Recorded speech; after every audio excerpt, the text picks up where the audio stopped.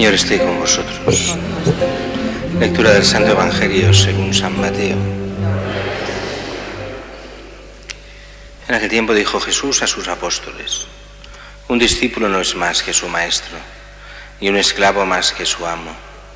Ya le basta al discípulo ser como su maestro, y al esclavo como su amo. Si al dueño de la casa lo han llamado Belcebú, cuánto más a los criados.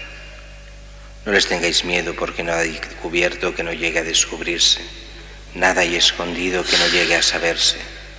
Lo que os digo de noche, decidlo en pleno día, y lo que os digo al oído, pregonadlo desde la azotea. No tengáis miedo a los que matan el cuerpo, pero no pueden matar el alma. No, temed al que puede destruir con el fuego alma y cuerpo. No se venden un par de gorriones por unos cuartos, y sin embargo ni uno solo cae al suelo sin que lo disponga vuestro Padre. Pues vosotros hasta los cabellos de la cabeza tenéis contado. Por eso no tengáis miedo, no hay comparación entre vosotros y los gorriones.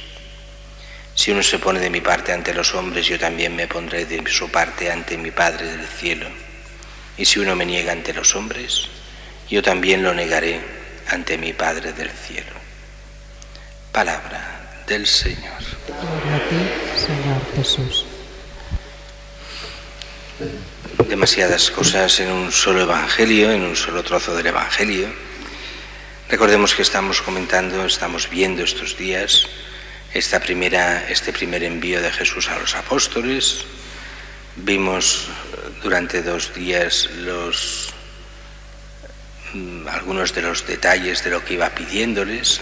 Ayer nos lo saltamos, y lo de ayer y hoy y mañana lunes, sería más, no tanto esa primera misión, sino que aquí aprovecha el evangelista para poner normas o formas de cómo ha de ser la misión en general de los cristianos. Porque de hecho lo que de hoy habla y parte de lo que hablaba ayer ya no les pasará en esta primera misión. Aquellas persecuciones, el tener que dar testimonio, esto nos lo hubiera dicho ayer si no fuera San Benito, que los perseguirían, que los entregarían a sus hermanos para matarlos, que se rebelarían padres contra hijos, hijos contra padres, que todos los sortirán por mi nombre, que cuando os persigan de una ciudad huid a otra. Todo eso no pasa en esta primera misión. Todo eso es previsión para las futuras misiones de la Iglesia hasta el fin del mundo. Y hoy el Evangelio va diciendo: un discípulo no es más que un maestro, ni un esclavo más que su amo.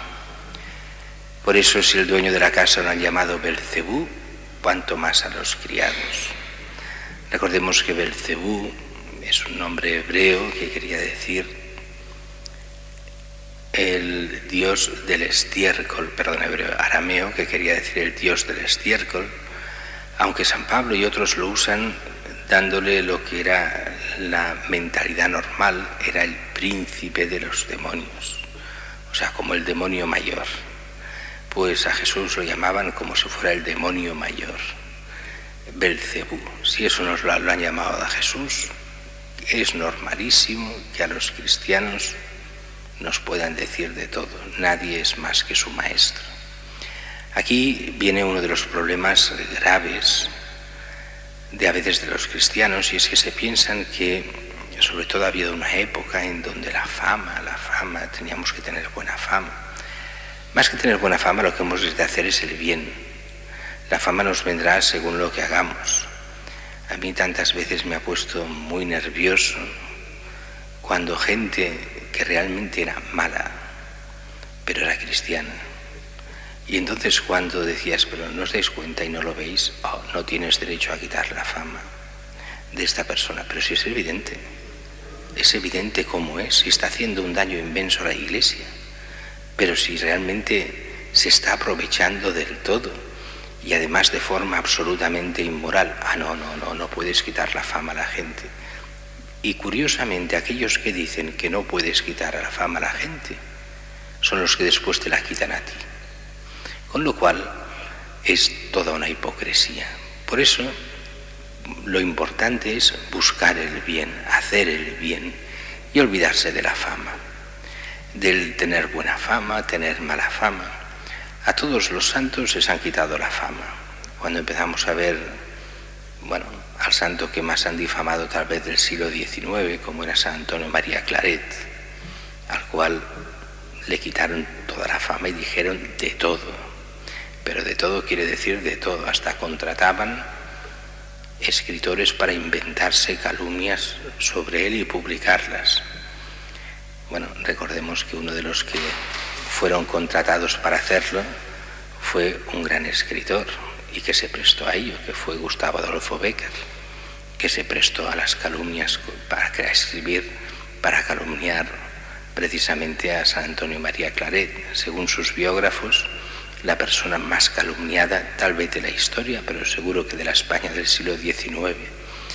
Pero como él, en el siglo XX, al Padre Pío y a tantos, yo diría que casi todos los santos los han ido calumniando, creyendo que quitándoles la fama se lo quitaban todo. Y no se daban cuenta de que a los santos la fama les importa, pero poco. Porque les importa al principio, cuando la gente piensa que según la buena fama la gente se convertirá o no. Y te das cuenta que no es así. La buena fama no convierte a nadie. Lo que convierte es la gracia y nuestro Señor. Y así hemos de olvidarnos de nuestra fama, de lo que digan, de lo que puedan llegar a decir. Solo Dios salva, nadie más que Él. Por eso los cristianos tendrán mala fama. Y era curioso como pocos años después de que Jesús diga esto, los cristianos tendrán fama de ateos y tendrán fama de comerse a los niños. Y los cristianos, sí, se defendieron cuando fue necesario de eso, hicieron las primeras apologías, pero tampoco le dieron más importancia, porque en el fondo lo importante es hacer el bien, no irse defendiendo de la fama. Y además se sabe que si a Jesús lo calumniaron haciendo el bien absoluto, cuanto más a sus discípulos. No les tengáis miedo, nada descubierto que no llegue a descubrirse, nada escondido que no llegue a saberse. Lo que quiere decir es, ¿habéis recibido? Pues comunicadlo. No puede quedarse la fe escondida entre nosotros, sino que la fe ha de ser para ser comunicada y para que cuantos más crean, mejor.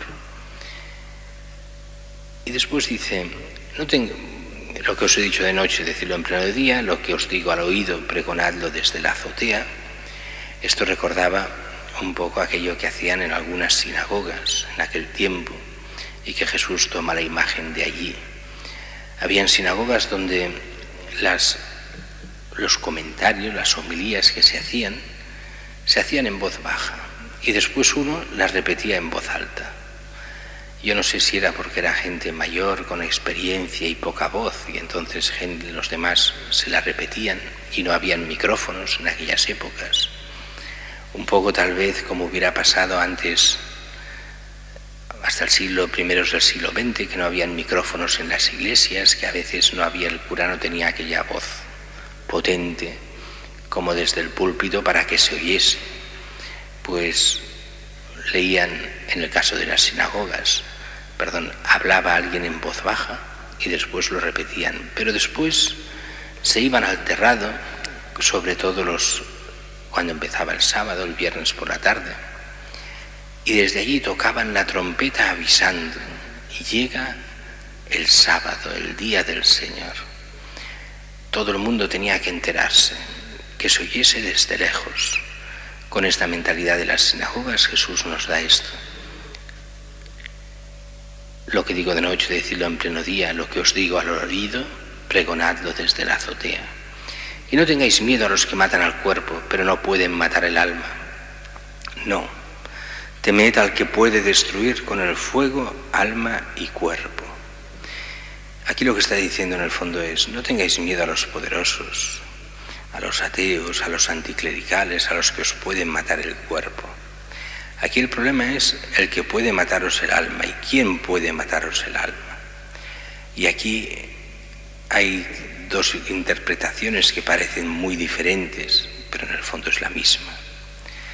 Quien puede llevarnos al infierno es Dios, es el temor a Dios. O sea, el no temer a Dios nos puede llevar al infierno. Así que el santo temor de Dios es bueno para no pecar. ¿A quién hemos de temer? Pues a nosotros mismos, si nos dejamos llevar por el pecado. En el fondo, lo que hemos de temer es al pecado. Ni al demonio le hemos de temer, sino al pecado.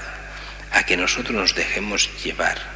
En el fondo, hemos de temernos a nosotros mismos por no seguir al Señor. Y todo esto ligado a lo que decíamos antes, a tener un santo temor de Dios que nos prive del pecar, que nos prive de la privación de la gracia, que nos prive de ir al cielo, de la salvación eterna. Y entonces después viene, pero ya se hace tarde, ya la homilía dura demasiado, todo el sentido de la providencia. No se venden 2 gorriones por unos cuartos, ni uno solo cae al suelo sin que lo disponga vuestro Padre, hasta los cabellos de vuestra cabeza están contados. Como diciendo, vosotros sois cristianos, me tenéis a mí. Si yo soy vuestra providencia, yo proveeré en todo lo que necesitéis, y yo seguiré detrás vuestro, no os daréis cuenta, pero Dios está con nosotros. Este sentido providencial de no tenernos que preocupar en exceso de las cosas, sino saber que Dios en el fondo siempre está detrás, es esa confianza absoluta del Hijo con el Padre, de Cristo con su Padre, y que quiere que nosotros, hijos de Dios, tengamos con nuestro Padre del cielo. Hay muchas más cosas en el Evangelio de hoy, pero ya es demasiado tarde y las dejamos ahí.